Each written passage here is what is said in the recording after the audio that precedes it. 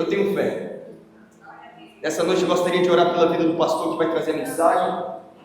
Erga as suas mãos aqui à frente. Pai. Espírito Santo de Deus, obrigado por essa noite. Nós temos fé, nós cremos no Senhor. Nós cremos, Jesus, que Tu és o Filho de Deus. Nós cremos que o Verbo se fez carne e habitou entre nós. Nós cremos que o Senhor morreu naquela cruz para perdoar os nossos pecados, que ao terceiro dia ressuscitou para nos dar vida e vida em abundância. Nós temos fé e cremos nas Tuas promessas. Obrigado porque a nossa vida já é um milagre por si só. Obrigado pela nossa saúde, pelo nosso sustento, pelo nosso trabalho, pela nossa família. Que o Senhor nessa noite possa estar falando no nosso coração. Que nós saiamos daqui com mais fé. Amém. Crendo no Deus do impossível. Em nome de Jesus. Amém. Glória a Deus. Obrigado. Chegar aqui. Glória a Deus. Graça e paz. Uma alegria muito grande estar aqui com vocês. Sempre é. Eu desejei muito estar aqui hoje. Só a pastora Nara que sabe. Quer dizer, João imagina, a Júlia tem uma boa ideia sobre isso, mas só a pastora Nara sabe o quanto eu desejei estar com vocês hoje. Por isso que eu disse que o tema é... Qual o tema? Qual o tema, pastor? Isso, o tema é fé. Mas como assim o tema é fé? O nome do tema é O Tema é Fé.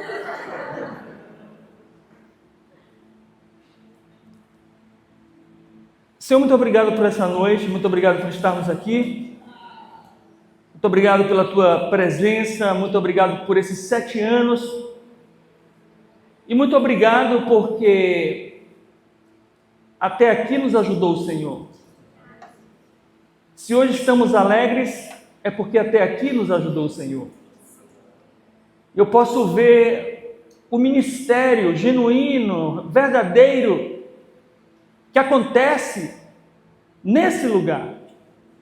E mais do que esse lugar, acontece na vida de cada pessoa, acontece na vida dos casais, dos mais jovens, dos mais velhos. A unção que está sobre o pastor João, sobre a Júlia, sobre os ministros de louvor, em cada ministério. E nós te agradecemos por esses 7 anos. 7 que representa simplesmente a perfeição de Deus. Deus, muito obrigado por tudo, muito obrigado por essa noite. Muito obrigado pela Tua graça nas nossas vidas. Em nome de Jesus. Amém, amém. Amém, glória a Deus. Meus irmãos, eu vou falar sobre fé. Que Deus possa me ajudar a falar sobre fé. E eu quero que você abra comigo, por gentileza, a sua Bíblia em Hebreus, capítulo 11. Hebreus, capítulo 11. Hoje são 7 anos, né, pastor? Hoje se completa 7 anos. E grandes coisas tem feito o Senhor por nós. A partir do versículo 1, Hebreus 11, verso 1. Estou com a Bíblia com a letrinha bem pequenininha, gente. Estou me hospedando as últimas vezes na casa de Carol. E toda vez que eu venho, eu trago uma Bíblia dela. Eu só não estou levando de volta, eu acho. Por acaso alguém viu uma Bíblia que há 11 meses atrás eu deixei ali perto do livro? Hebreus capítulo 11, versículo 1 diz assim: Ora,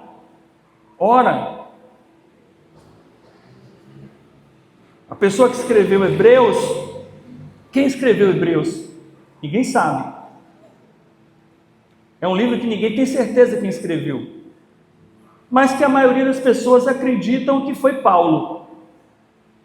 Seja Paulo ou não, quem escreveu começa o capítulo 11 com essa expressão, ora. Durante muito tempo eu ouvi o Bispo Macedo, da Universal mesmo. E todas as vezes que o Bispo Macedo vê essa expressão ora, ele sempre completa, ora bolas. É muito interessante, é uma característica dele. Reforça nessa expressão, ora. A fé, o que é a fé? A fé é a certeza de coisas que se esperam. É a convicção de fatos que se não veem. Isso é muito interessante.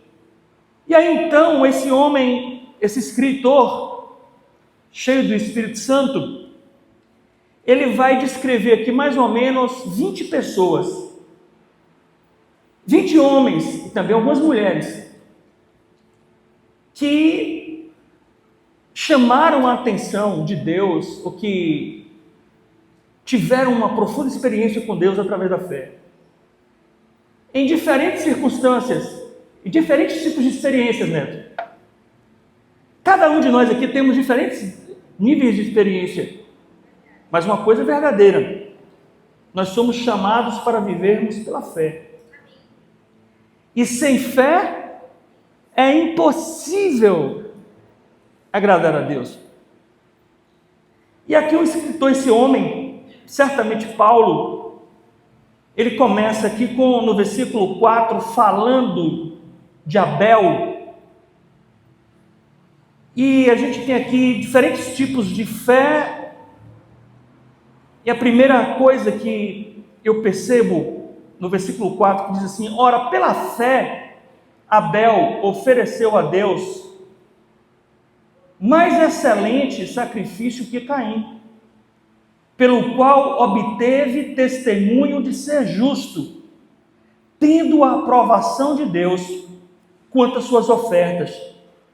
Primeira coisa que eu percebo é que a gente precisa ter fé para ofertar.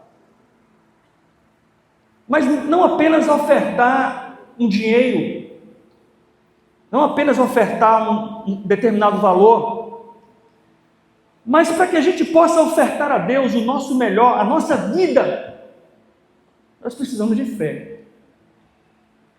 E é muito interessante que a Bíblia diz que através da oferta de Abel, ele encontrou um grande testemunho diante de Deus. A oferta que nós apresentamos a Deus, ela pode agradar a Deus ou não. Quando eu era criança e me levavam na igreja católica, e por muitas vezes eu fui, e as pessoas que me levavam me amavam tanto e procuravam me ensinar a palavra, né? Mas elas não tinham um entendimento assim, exato do que representa a oferta. A oferta, o ato de ofertar, sempre vai exigir de nós muita fé. E essas pessoas me diziam: olha, Anderson, quando você for ofertar, você procura ali aquela menor moeda que você tiver, e ali você entrega. Aí eu falei: poxa, então é joia, é tudo muito fácil. Então eu colocava a mão no bolso, e aí eu escolhia aquela menor moeda, e eu trazia aquela menor moeda. Quando na verdade a nossa oferta não é a questão da quantidade que nós entregamos, mas a nossa oferta está ligada diretamente com aquilo de melhor que nós entregamos. Ora, um dia que Jesus estava em um determinado lugar, e a Bíblia diz que literalmente ele ficou do lado do gasofilácio, do lugar onde as pessoas colocavam a oferta. Agora imagine só, assim, no meio do culto aqui, na hora da oferta, cadê aquela caixa que foi levada para lá? O pastor João ficasse exatamente do lado olhando. O que você diria? Por que o pastor está fazendo isso? Já pensou se eu fizesse isso? Vamos experimentar fazer isso na próxima vez, Eric? Na hora da oferta, né? A gente vai ficar assim do lado olhando. Rapaz, mas foi exatamente o que Jesus fez. E aí as pessoas, a Bíblia diz que as pessoas, os homens ricos, eles traziam os seus tesouros, e eles apresentavam aquilo ali, colocavam como oferta. E de repente veio uma mulher que depositou apenas uma moeda. Mas aquela pequena moeda que ela depositou foi que chamou a atenção de Jesus.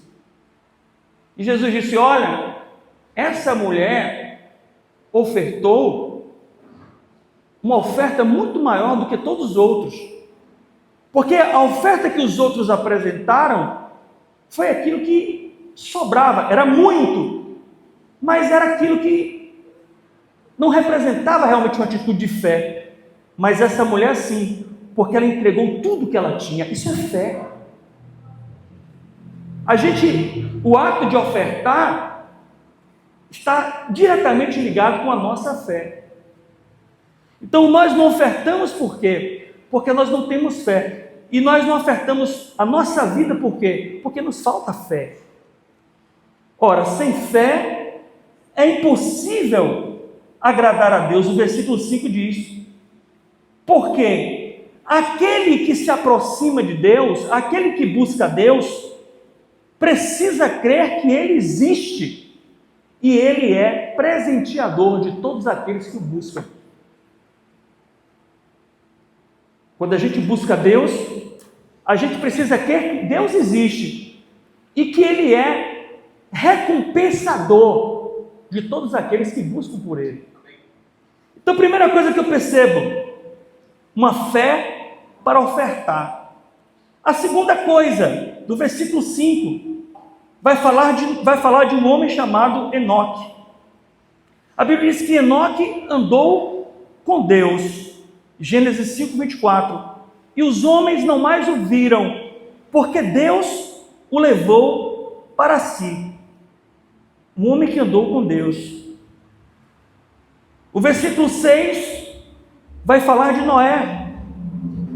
Noé teve uma grande fé. Uma fé de construir uma arca para a salvação da sua família.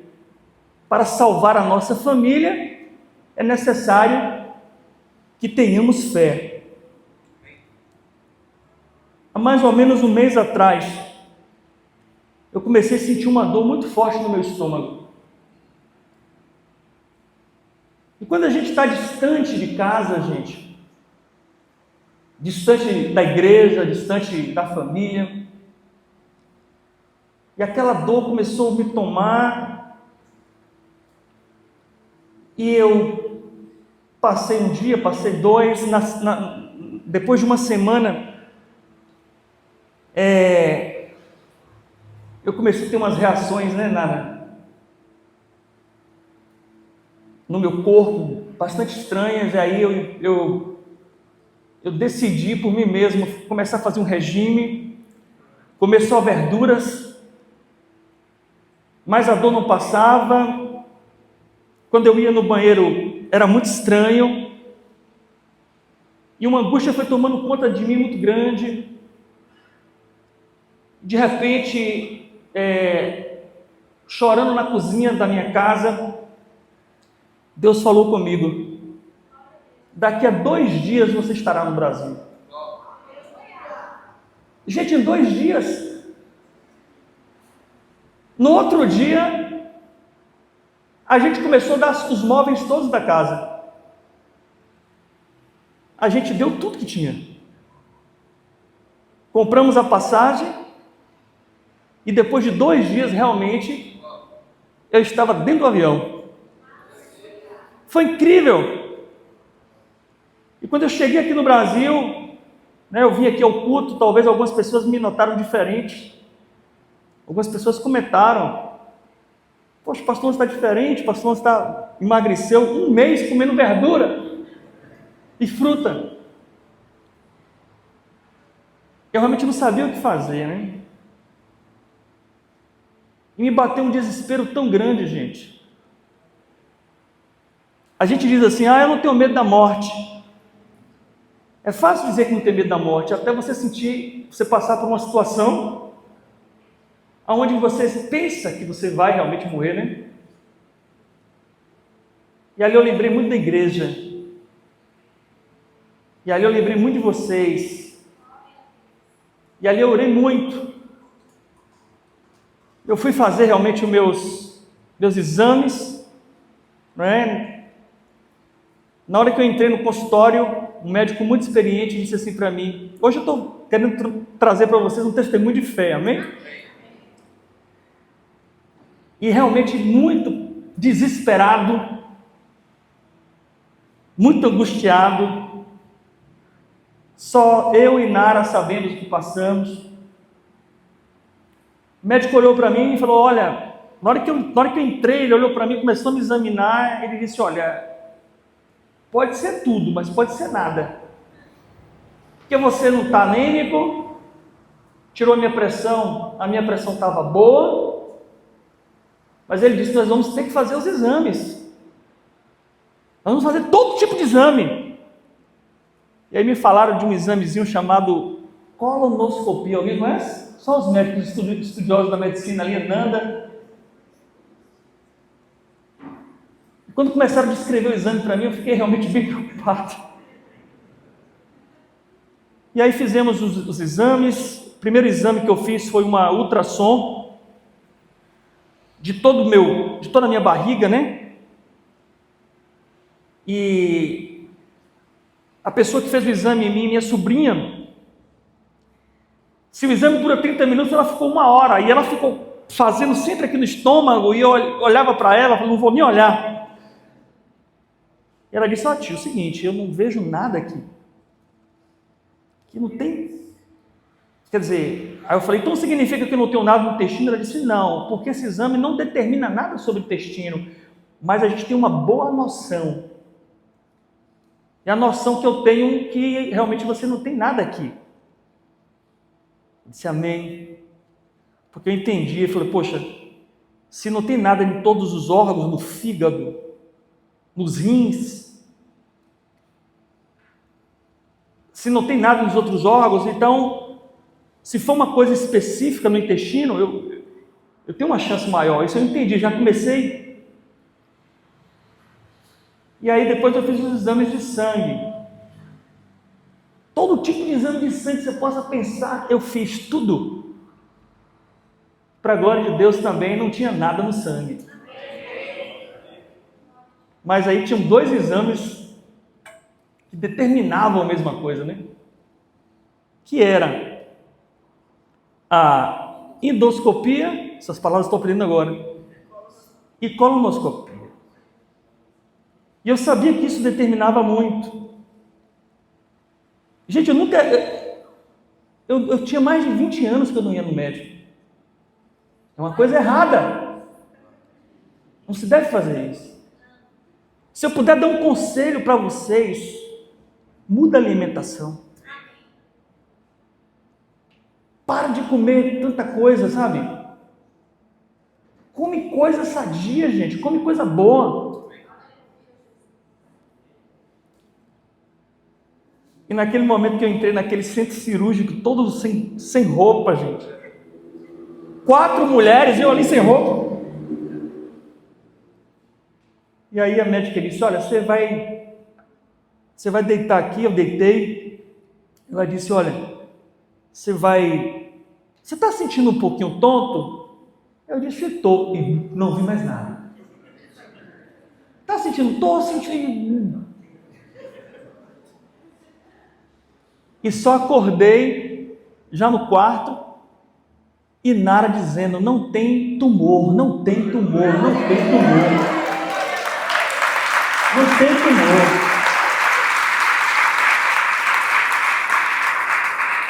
Não tem tumor. Eu assim meio grogue: o quê? Não tem quem? Aí a gente começa a entender. Mas eu tinha quase todos os sintomas de uma pessoa que tinha alguma coisa, entendendo?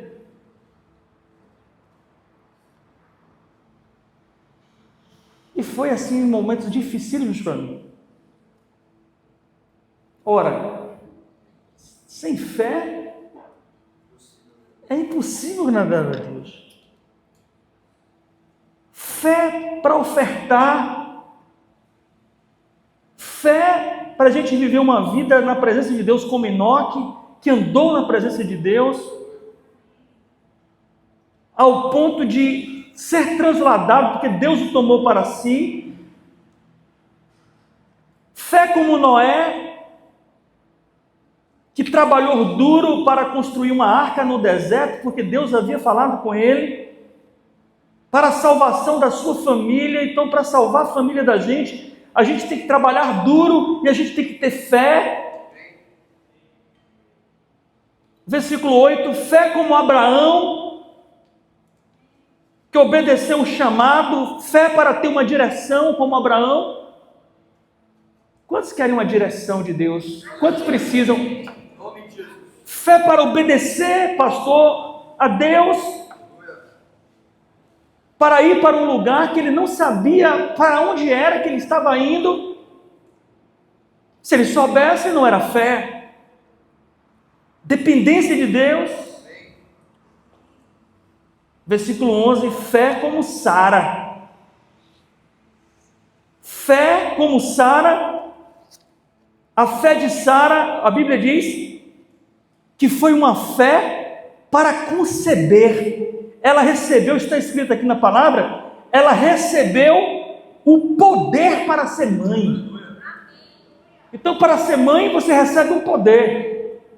Eu quero profetizar o poder para muitas mulheres aqui para ser mãe. Amém? Então, para ser mãe, Larissa, você recebe um poder. E é muito interessante a palavra que diz que, versículo 12, versículo 11 fala que ela recebeu a fé para gerar vida. E no versículo 12 diz assim: aliás, o seu esposo já estava amortecido. Se tem homens amortecidos aqui, Deus vai restaurar.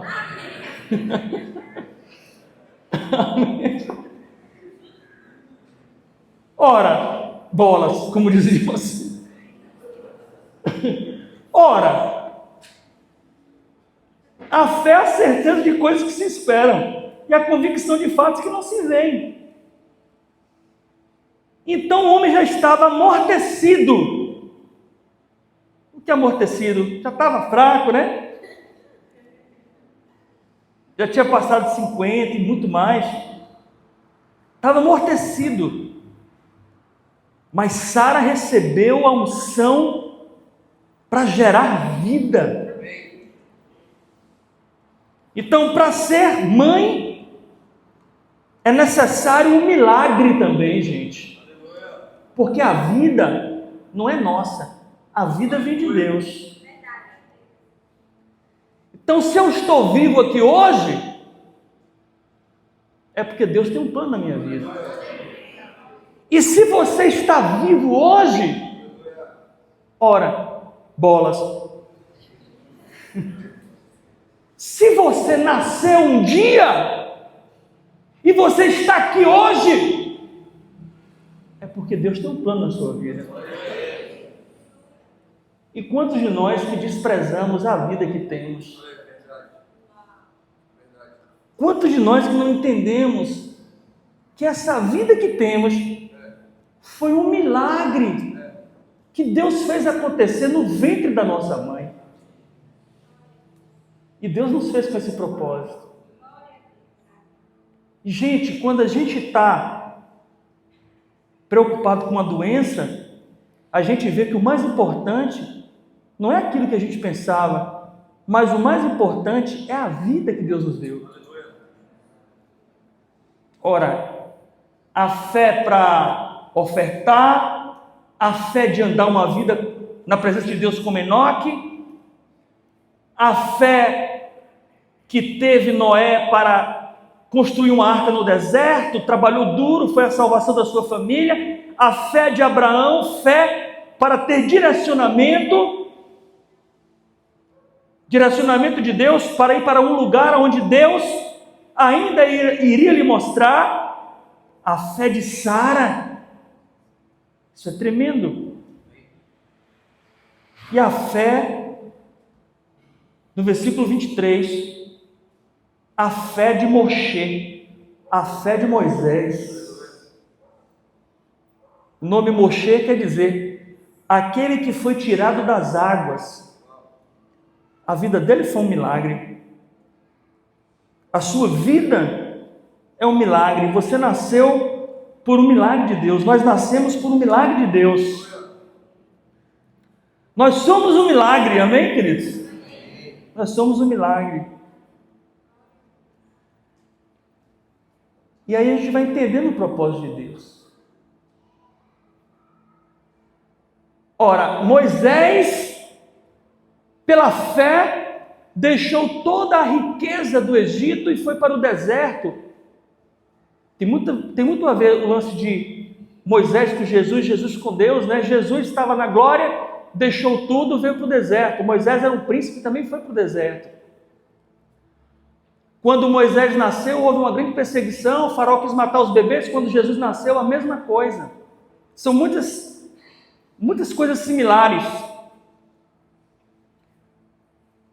A Bíblia diz que Moisés no deserto, Moisés pela fé, interessante isso, no deserto pela fé, Moisés celebrou a Páscoa. E eu pela fé estou aqui celebrando os 7 anos do Ágil.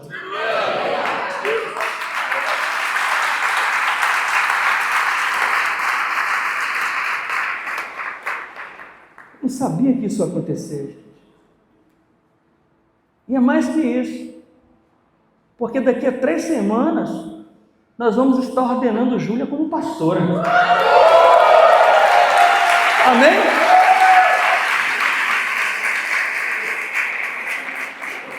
A igreja aprova isso? A igreja aprova? Amém? Dê uma salva de palmas a Jesus. Amém, glória a Deus.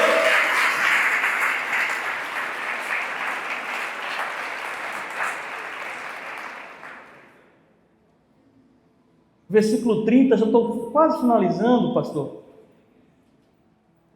Pela fé ruíram as muralhas de Jericó. O que representa as muralhas de Jericó? São as dificuldades, são as barreiras. O povo entra na terra prometida, e depois, no momento que o povo entra na terra prometida, agora eles se deparam com a grande muralha. Aquela muralha impedia o povo de tomar posse das promessas. Quer dizer, a gente aceita a Jesus, a gente entra na nova vida, a gente entra na terra prometida, mas de repente, muralhas, desafios, os muros, as dificuldades, a fé para romper as muralhas de Jericó. Eu quero profetizar aqui na tua vida nessa noite, que você vai romper as muralhas pela fé, amém? Versículo 31, pela fé, Raabe a prostituta não foi destruída. Pela fé, Deus transforma prostitutas. Uma mulher que era uma prostituta, agora ela entra aqui na galeria dos homens e mulheres de fé. Isso não é o poder de Deus? Ora, uma prostituta agora vai ficar junto de Moisés, uma prostituta vai ficar junto de Noé, nessa mesma galeria de fé, uma ex-prostituta. Quando Jesus chega diante daquela mulher, né, pastor João, que havia sido apanhada em adultério, naquele momento, que aqueles homens queriam destruir aquela mulher, e Jesus, na sua inteligência profunda, e aqueles homens queriam uma resposta, e Jesus então dá aquela pausa, sabe? Diante de uma situação difícil, muitas vezes você dá aquela pausa, e ele começa a escrever na areia, e ele diz: aquele que não tem pecado, atira a primeira pedra, e os homens vão embora. E Jesus chega para aquela adúltera, e a primeira palavra que ele diz foi: mulher. Ele estava dizendo: ser humano. A mesma expressão que ele usou lá no início para Eva, mulher, Eva quer dizer mulher. Mulher, aonde estão aqueles que te acusaram? Não estão mais aqui, Senhor. Nem eu te condeno, vai, não peques mais. Ele transforma.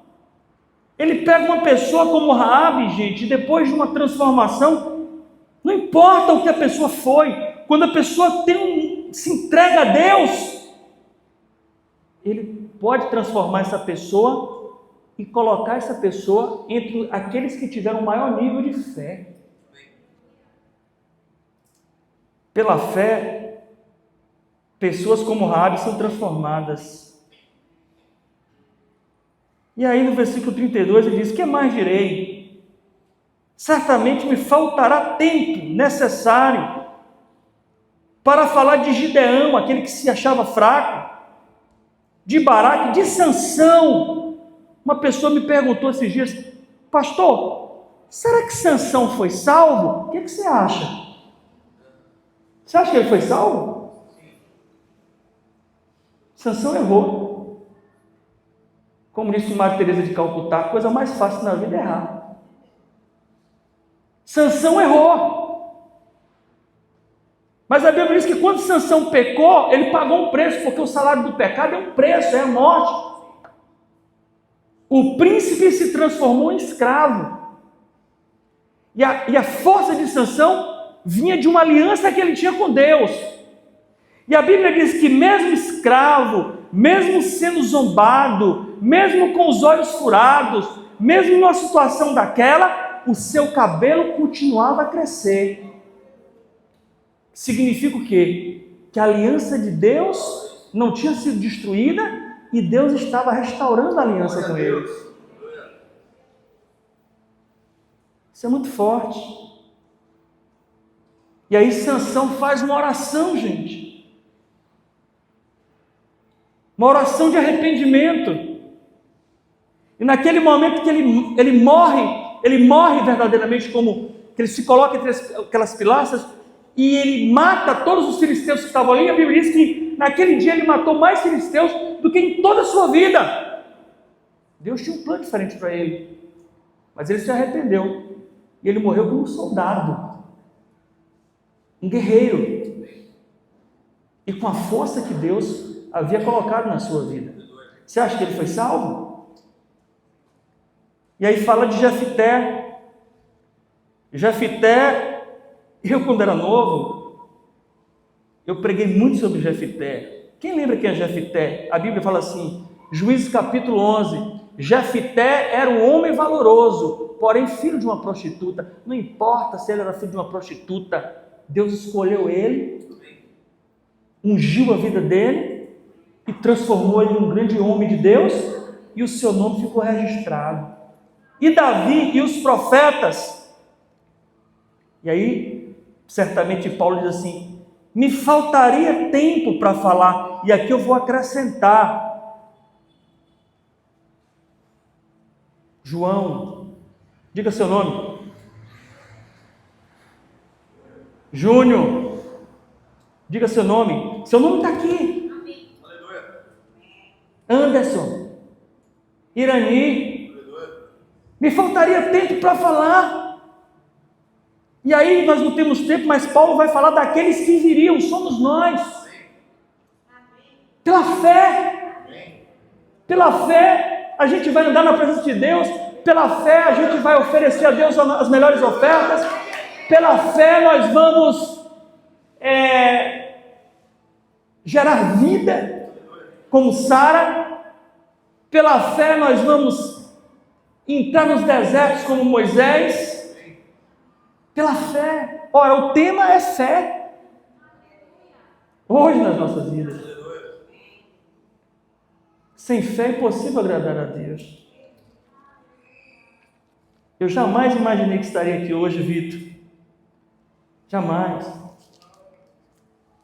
Foi chorando na minha cozinha, meu irmão. E Deus disse, em 2 dias você estará no Brasil. 2 dias, Ju e Breno. 2 dias a gente entregou tudo, deu sofá, deu mesa, deu prato, deu tudo ao povo. Adiante. E a gente veio pela fé.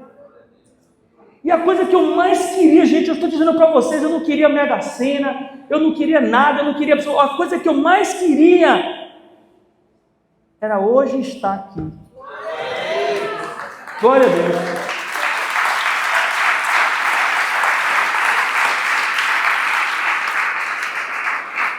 Porque eu sabia que se eu tivesse recebido algum resultado que não fosse aquele esperado, Deus ia dar um jeito também. Eu ia contar com vocês, viu? Porque juntos somos ricos. Eu já estava imaginando, eu já estava botando, esse vai me ajudar com isso, esse já vai me ajudando com aquilo, teu nome estava na lista. Deus ia dar um jeito. Você crê nisso? Mas o que eu queria era um resultado bom, para que hoje eu pudesse estar aqui nessa festa de 7 anos. Porque eu também faço parte. Eu não sou dono de nada, mas eu também faço parte. Amém, queridos? Eu também faço parte disso aqui. Vamos colocar de pé em nome de Jesus?